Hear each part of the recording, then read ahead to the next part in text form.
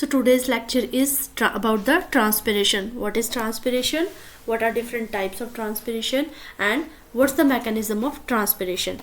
In the previous lecture we have discussed about the guttation. What is guttation? What's the difference between guttation and transpiration, and what is stem bleeding? So in this lecture we will discuss in a detailed way about the transpiration. So what is transpiration? Transpiration is the process by which plant lose the water through evaporation, and it occurs in several stages as discussed below. So transpiration का मतलब था कि water का loss होना evaporation के through. सो transpiration जो है बहुत सारी स्टेजेस से में डिस्कस किया गया है. पहली जो स्टेज है एब्जॉर्प्शन, उसके बाद transport and then evaporation and thereafter diffusion. So one by one हम डिस्कस करेंगे अबाउट द एब्जॉर्प्शन. एब्जॉर्प्शन क्या है? यानी कि जब जो रूट्स हैं प्लांट्स की और जो रूट हेयर्स हैं जो वाटर को एब्जॉर्ब कर रहे हैं सॉइल से, तो उस प्रोसेस को आप एब्जॉर्प्शन कहेंगे. ट्रांसपोर्ट का मतलब है जैसे कि हमारे पास ये स्टेम है, प्लांट की कोई स्टेम है या जहाँ पे जाइलम के टिश्यूज़ जो हैं एलोकेट हैं, तो जाइलम जहाँ पे एलोकेशन हुए जाइलम की, वहाँ से वाटर जो है ट्रांसपोर्ट होता हुआ रूट्स के से लीव्स तक जाएगा, तो उसे आप ट्रांसपोर्ट कहेंगे. उसके बाद आता है प्रोसेस इवेपोरेशन. इवेपोरेशन का मतलब है कि वाटर जो है स्टोमेटास या किसी अदर स्ट्रक्चर्स के थ्रू लीव्स जो कि लीव्स में प्रेजेंट है वहाँ से होता हुआ इवेपोरेट हो रहा है एटमॉस्फेयर की तरफ, तो इसे इवेपोरेशन कहेंगे. ट्रांसपिरेशन के बाद जो इम्पॉर्टेंट स्टेप होता है वो है डिफ्यूज़न. यानी कि जो वाटर है वो डिफ्यूज़ हो रहा है एटमॉस्फेयर में, और एटमॉस्फेयर में डिफ्यूज़ हो रहा है तीन स्टेजेस से जब वो पास हो रहा है. First one absorption, then transport, then evaporation and thereafter diffusion. So इन्हें आप याद रखेंगे कि कौन कौन से स्टेजेस से वाटर जो है पास हो रहा है लीव से एटमॉस्फेयर में. अब बात करेंगे कि मेजर तरह के ट्रांसपिरेशन प्रोसेसेस क्या है. फर्स्ट वन जो है स्टोमेटल ट्रांसपिरेशन है, जो कि जिसका मोड ऑफ ट्रांसफॉर्मेशन है या ट्रांसपिरेशन है stomatas. Thereafter cuticular transpiration, leaf के क्यूटिकल सेल्स जो प्रेजेंट रहते हैं वहाँ से जब ट्रांसपिरेशन हो रही है. देन लेंटिकुलर मीन्स कि लेंटी सेल से जब ट्रांसपिरेशन हो रही है. अब हम वन बाय वन डिस्कस करेंगे स्टोमेटल ट्रांसपिरेशन के बारे में कि स्टोमेटल ट्रांसपिरेशन क्या है. स्टोमेटल ट्रांसपिरेशन का मतलब है कि जब वाटर का लॉस हो रहा है वाटर वेपर्स की फॉर्म में प्लांट की किसी इंटरनल टिश्यू से या प्लांट बॉडी के इंटरनल टिश्यू से, और वो इंटरनल टिश्यूज कौन से हैं? स्टोमेटास.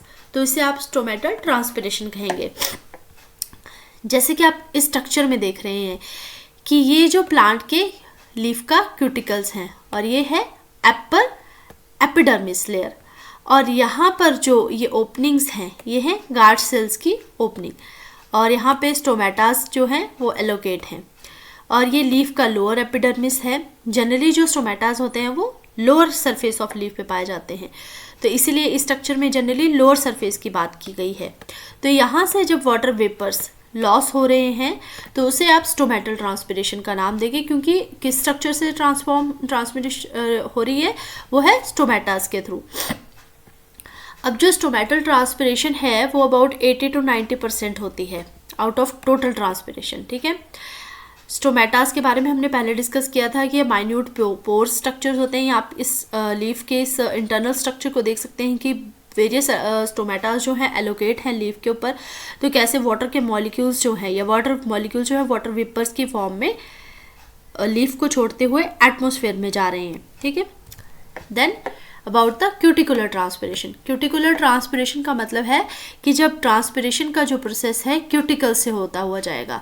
तो क्यूटिकल्स क्या होते हैं? क्यूटिकल्स एक वैक्सी कोटिंग होती है जो लीफ के एपिडर्मिस यानी कि एरियल पार्ट पे पाई जाती है, जहाँ पर जो थिनर क्यूटिकल है, यानी कि जो थिनर क्यूटिकल है वहाँ पे सबसे ज़्यादा ट्रांसपिरेशन होती है. तो इंटरनल जो टिश्यूज़ हैं वहाँ से जब ट्रांसपिरेशन का प्रोसेस कैरी आउट हो रहा है तो उस प्रोसेस को आप कहेंगे cuticular transpiration. Then lenticular transpiration means lenticels, leaves के जो लेंटी सेल्स हैं वहाँ से जब ट्रांसपिरेशन हो रही है जो कि अबाउट 0.5% रहती है, तो उस तरह के ट्रांसपिरेशन को आप कहेंगे लेंटिकुलर ट्रांसपिरेशन। यानी कि वाटर वेपर्स का जो लॉस है, जो इंटरनल टिश्यूज, और वो इंटरनल टिश्यूज कौन से हैं, वो हैं आपके लेंटिसेल्स। तो इस तरह के जो ट्रांसपिरेशन हो रही है उसे आप कहेंगे लेंटिकुलर ट्रांसपिरेशन। देन बाक ट्रांसपिरेशन, मेजर तरह की ट्रांसपिरेशन थी, उनके बारे में हमने स्टडी किया। अब हम स्टडी करेंगे बाक ट्रांसपिरेशन की, यानी कि जब इंटरनल टिश्यू जो कि बाक है उससे जब ट्रांसपिरेशन हो रही है, तो इस तरह की ट्रांसपिरेशन को हम बाक ट्रांसपिरेशन का नाम देते हैं।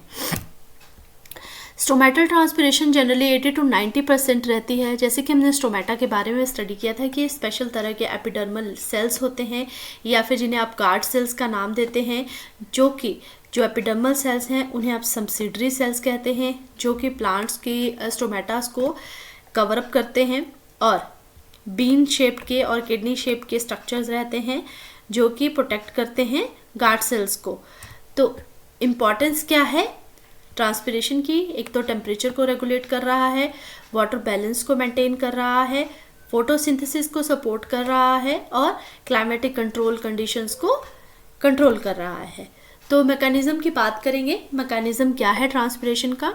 जब वाटर का लॉस वाटर वेपर्स की फॉर्म में प्लांट्स के किसी भी इंटरनल टिश्यूज या फिर जो कि एरियल पार्ट्स में प्रेजेंट रहते हैं, वहाँ से सनलाइट के प्रेजेंस में हो रहा है, सेल के प्रोटोप्लाज्म से। जो एरियल स्ट्रक्चर्स हैं वो क्यूटिकल्स भी हो सकते हैं, आपके लेंटिसेल्स हो सकते हैं, देन स्टोमेटास हो सकते हैं। तो स्टोमेटा का जो ट्रांसपिरेशन का प्रोसेस है वो 2 फेजेस में डिवाइड किया है, फेज़ 1 और फेज़ 2। तो वाटर का अपटेक कैसे हो रहा है, यहाँ पे आप देख सकते हैं कि जो लीफ तक है वो वाटर कैसे पहुँच रहा है। रूट हेयर से वाटर जो है स्टेम तक जाता हुआ, स्टेम के जाइलम से पास करते हुए एक वाटर कॉलम बनाता है, और वो वाटर कॉलम जो है लीव्स तक पहुंच रहा है और डिफ्यूज़न हो रही है स्टोमेटास के थ्रू। तो इस तरह की जो वाटर का अपटेक है उसके थ्रू ट्रांसपिरेशन का प्रोसेस कैरी आउट हो रहा है। तो इस तरह की ट्रांसपिरेशन को हम स्टोमेटल ट्रांसपिरेशन का नाम देंगे। तो फर्स्ट स्टेप क्या है कि वाटर का ट्रांसपिरेशन क्या हो रहा है? जैसे कि फर्स्ट स्टेप में इवेपोरेशन हो रही है वाटर के from the cells of turgid mesophyll cells. यहाँ पे मेसोफिल सेल्स का नाम दिया गया है। मेसोफिल सेल्स में क्या होता है कि डिफ्यूज़न का प्रोसेस जब भी हो रहा है या फिर जब ऑस्मोसिस हो रही है, डिफ्यूज़न हो रही है जब लीफ से वाटर जो है एटमॉस्फेयर की तरफ जा रहा है, और जब एक मेसोफिल सेल से दूसरे मेसोफिल सेल्स में वाटर का अपटेक हो रहा है हायर कंसंट्रेशन से लोअर कंसंट्रेशन की तरफ, तो उसे हम ऑस्मोसिस कह रहे हैं। ठीक है, तो इस तरह से जब वाटर जो है स्टोमेटल कैविटी की तरफ जा रहा है और स्टोमेटल कैविटी से वाटर जो है वाटर वेपर्स की फॉर्म में जा रहा है, तो इस तरह की जो स्टेप है उसे हम ट्रांसपिरेशन का फर्स्ट स्टेप कहते हैं।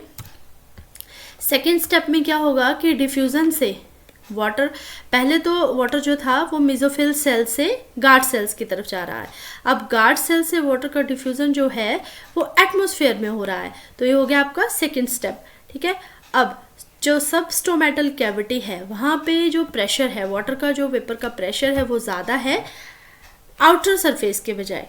तो ये जो पूरा प्रोसेस है ये सेकेंड फेज को कंप्लीट कर रहा है ट्रांसपिरेशन के। अब मैंने बात कही थी कि जो मैक्सिमम ट्रांसपिरेशन है वो स्टोमेटास के थ्रू हो रही है, क्योंकि डिपेंड करता है कि स्टोमेटा की ओपनिंग और क्लोजिंग कब हो रही है, तो उस प्रोसेस पे ट्रांसपिरेशन का प्रोसेस डिपेंडेंट रहता है। अब स्टोमेटास जो है वो आपके गार्ड सेल से क्लोज रहते हैं, टर्जिड रहते हैं, और गार्ड सेल्स जब फ्लैसिड होते हैं तो ट्रांसपिरेशन का प्रोसेस हो रहा है। तो डिपेंड करता है कि स्टोमेटा का जो स्ट्रक्चर है वो टर्जिड है या फ्लैसिड है, इसके ऊपर ट्रांसपिरेशन का पूरा बिहेवियर जो है वो डिपेंडेंट रहता है। अब जैसे ही वाटर जो है गार्ड सेल्स में एंटर करता है तो जो उसकी बाहर की जो गार्ड सेल्स की कवरिंग है या आउटर लेयर है, वहाँ से वाटर जो है इनर लेयर की तरफ पुल हो रहा है, जिसकी वजह से स्टोमेटा ओपन हो रहे हैं और वाटर जो है मूव कर रहा है गार्ड सेल से, और गार्ड सेल्स से जब वाटर मूव कर रहा है तो वाटर जो जब मूव करेगा तो वो फ्लैसिड हो जाएंगे, यानी कि पानी की कमी हो जाएगी, तो स्टोमेटा क्लोज हो जाएंगे। और जनरली जो स्टोमेटाज हैं वो डे टाइम में ओपन होते हैं और नाइट टाइम में क्लोज होते हैं। तो यानी कि ट्रांसपिरेशन का जो प्रोसेस है वो डे टाइम में ज़्यादा होता है as compare to night time. तो ये जो इम्पॉर्टेंट था, ये ट्रांसपिरेशन का प्रोसेस इसलिए इम्पॉर्टेंट है क्योंकि हमारे वेदर और क्लाइमेटिक कंडीशंस को कंट्रोल करता है। तो नेक्स्ट लेक्चर में हम बात करेंगे डिफरेंट टाइप्स के एलिमेंट्स और न्यूट्रिएंट्स के बारे में जो कि प्लांट्स के लिए इम्पॉर्टेंट रहते हैं। Thank you everyone.